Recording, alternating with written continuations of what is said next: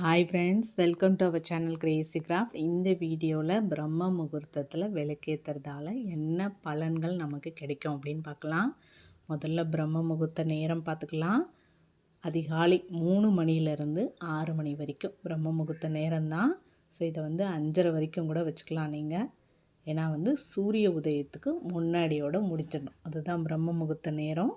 இந்த பிரம்ம முகூர்த்த நேரத்தில் தான் நம்ம விளக்கு ஏன் ஏற்றணும் கட்டாயமாக அப்படின்னா, நம்மளோட தேவர்கள் ரிஷிகள் எல்லாமே அந்த நேரத்தில் தான் வானத்தில் உலா வருவாங்க. ஸோ அதனால் அவங்க வர நேரத்தில் இந்த மாதிரி விளக்கேற்றிருந்தால் அவங்களோட ஆசைகள்லாம் நமக்கு கண்டிப்பாக கிடைக்கும். நம்ம என்ன வேண்டிக்கிறோமோ அதை நிறைவேற்றி வைப்பாங்க அப்படிங்கிற நம்பிக்கையில் தான் இந்த மாதிரி பிரம்ம முகூர்த்த நேரத்தில் விளக்கேற்றுறோம்.